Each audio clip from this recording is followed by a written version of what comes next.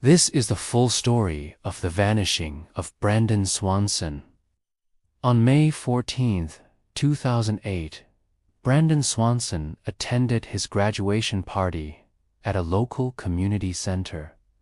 He graduated from high school and would soon start his studies at a nearby college. Brandon was a normal, healthy teenager, son of a respectable family. He had no problems with drugs or alcohol. He didn't hang out with dubious crowds. He didn't have any enemies. In fact, he was known as being a calm, smart, and kind young man who got along with everyone. On the day of his disappearance, Brandon went to the graduation party with some of his friends. But when it was over, around midnight, he decided to go home alone, despite the fact that his parents had asked him to stay a little longer so they could pick him up. Brandon drove home alone in a silver 2003 Chevrolet Malibu. But shortly after he left the party, he lost control of his vehicle and slid into a ditch. It happened on a very dark stretch of a rural road outside of town. There were no street lights and nobody around. But luckily for Brandon, although he was badly shaken, he survived the accident and was able to call his parents. So he pulled out his cell phone and called his mother. But she wasn't there. It was her evening shift at the hospital. So Brandon left a voicemail message saying, "Hi, this is Brandon.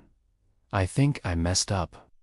My car is stuck in a ditch and I can't get it out. Please call me back." After leaving the message, he tried calling his father, but there was no answer. Then he called back his mother, but she was busy with work. Finally, he managed to connect with his father. Brandon told his dad, "I'm okay. Don't worry. I just crashed my car in a ditch, but I'm fine. Just come pick me up." Despite the accident, Brandon was still optimistic and funny. He told his father, "I better put on my big boy pants. Maybe I drank a little too much soda pop at the party." But as the minutes passed and he waited for a rescue that wouldn't come, his voice started cracking and he became anxious. "It's getting colder. I need help." But as he spoke, he walked farther away from his wrecked car, and his father, worried, rushed to the place where he told him he would be. But Brandon was not there. However, on the phone, Brandon continued walking. He said, "I'm near a streetlight. I hear water nearby. I must be close to a bridge. I see a house. Oh, I see lights in the distance. I'm going to walk towards them. I see a road. I think I'm gonna cross this road. I don't want to bother you anymore. I can walk from here." All this time, Brandon's father was on his way, driving as fast as he could. "We are close. I can hear you. Keep talking," he said. But when he arrived at the places Brandon described, he noticed they didn't match what the teenager had said. He asked him if he was sure he was there. "Yeah, I'm pretty sure. I can hear water on my right. There's a road on my left." But the places Brandon described were all wrong. The teenager was talking about a bridge, but there wasn't one nearby.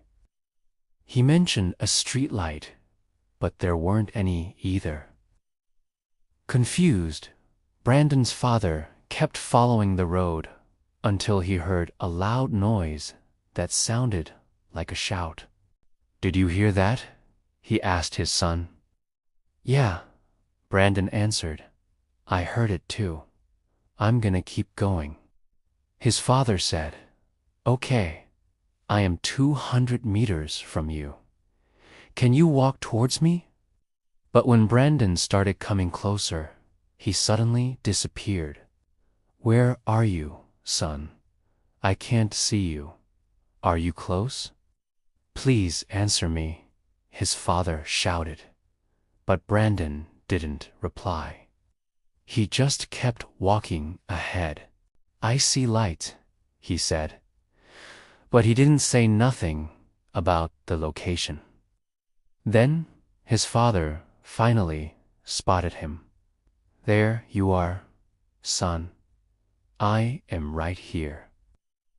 But when Brandon got close, he looked confused. "You're not the road I was walking on. Where am I?" Then he turned and saw a field on his right and a tree line. "I know that tree line.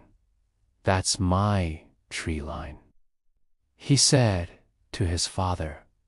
But when the man approached Brandon, he quickly hung up the phone and ran into the field.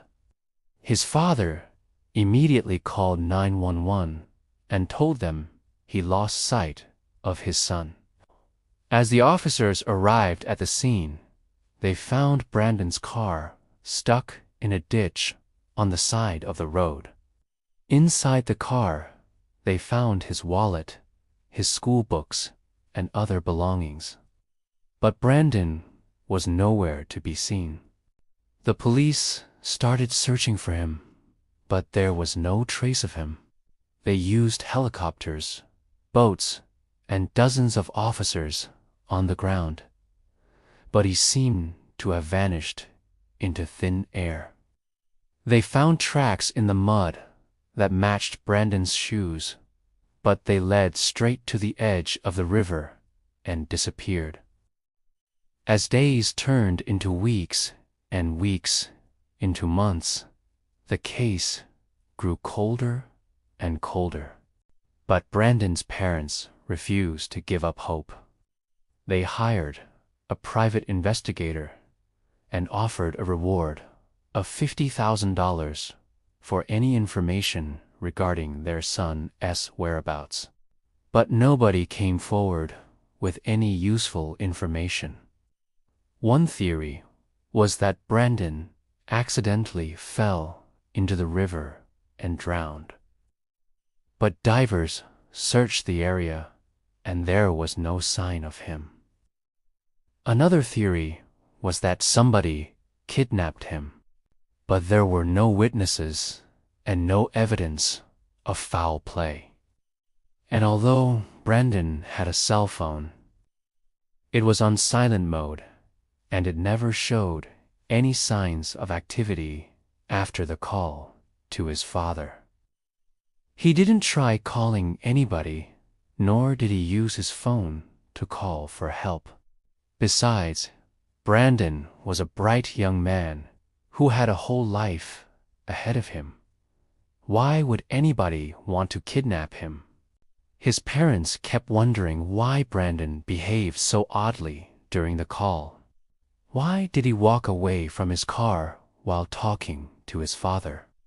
Why did he keep walking even though he was close to home?